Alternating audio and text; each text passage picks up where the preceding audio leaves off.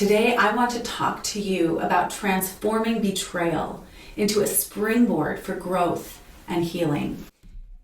Something that I share in full and intimate detail through my book, Undone, Unafraid.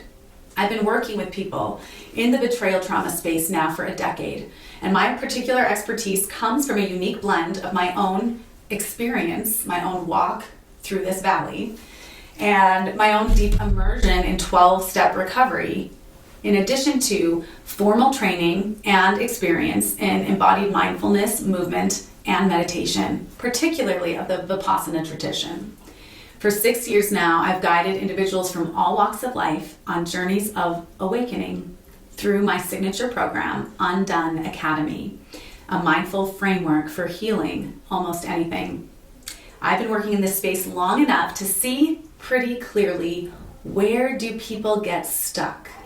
Why do some go through a dark night of the soul and crumble, while others use the betrayal experience to expand into their fullest and most empowered selves?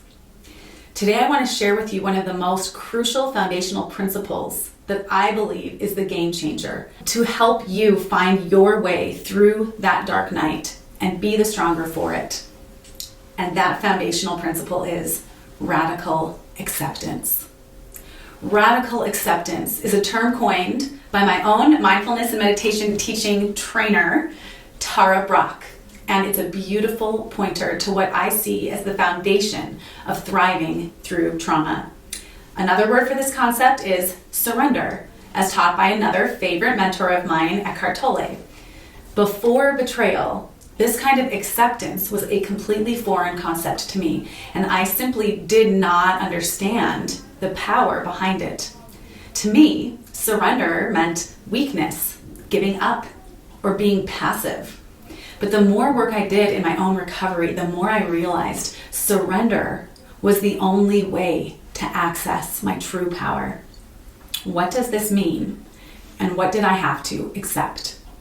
First, I had to accept that what had happened to me had actually happened. I had to stop denying, wishing away, and mentally, emotionally kicking and screaming about my new reality. I had to stop telling myself over and over again in my head, this shouldn't be happening to me. Until I could let go on this level, most of my energy was spent building narratives about why this shouldn't be happening, or how we got here, or whose fault it was. And that definitely included blaming it on myself. Once I learned to surrender, I could channel all of this energy of trying to figure it out or wish it away into my healing. And that was a major turning point. Second, I had to accept the timeline of my healing. I had to accept the grief, the rage, the hopelessness, the despair, the numbness, all the messy emotions that are part of the betrayal experience. I had to accept myself exactly as I was in each moment. And that was a boot camp of sorts that required my absolute presence for my own bodily reactions, mental thought patterns, and emotions. I had to learn to respond to myself with care and tenderness, with sincere curiosity, rather than judgment. One breath, one emotion, one trigger at a time, I learned a new way of being with myself that created the possibility and space for healing. Third, I had to accept that I couldn't control the outcome. No matter what I did or didn't do, I couldn't guarantee that my husband wouldn't go back to his negative patterns or that our marriage would work out. The process of accepting my ultimate powerlessness was no easy task. Again and again, I would surrender one form of control only to realize I was sneakily trying to regain control in another way. From pleasing others to constantly performing to managing moods or trying to do everything perfectly by the rules. There were so many ways I was showing up with the unconscious intention to secure an outcome, whether it be the way I was perceived or the way things turned out. But accepting my powerlessness ultimately allowed me to access a power greater than myself, something higher, with the wisdom, ability, and desire to bring all things into alignment for the greater good. I want to make clear that this level of acceptance is not something to achieve or check off a list. It's a daily practice that, in my experience, will be relevant for my lifetime. Even today, when I find myself dysregulated or at odds with an issue in my life, I ask myself, what do I need to let go of? What am I resisting right now?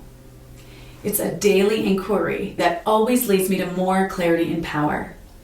In Betrayal, it was probably over 2 years before I really felt the freedom that was possible in an embodied and practical way. And that's a significant timeline.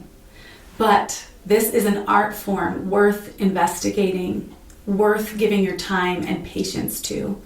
As Eckhart Tolle shares, until you practice surrender, the spiritual dimension is something you read about, talk about, get excited about, write books about, think about, believe in or don't. It makes no difference. Not until you surrender does the spiritual become a living reality in your life. Last November, I finally released my book, Undone Unafraid, Evolving Through Trauma, Betrayal, Femininity, and Faith, a memoir 10 years in the making. Therapist and clinical director Amanda Christensen shared, I am so grateful this book exists. It's so vulnerable, and the betrayal experience is not written this way anywhere else. It will be an important resource that I plan to share with both my clients and my therapists. There's a quote I've held close for a long time. She says, "Those who undertake the full journey into their grief come back carrying medicine for the world."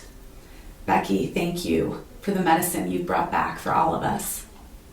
If you are in need of medicine on your journey, please consider buying a copy of my book. May it serve our collective awakening as we continue to journey together. Namaste.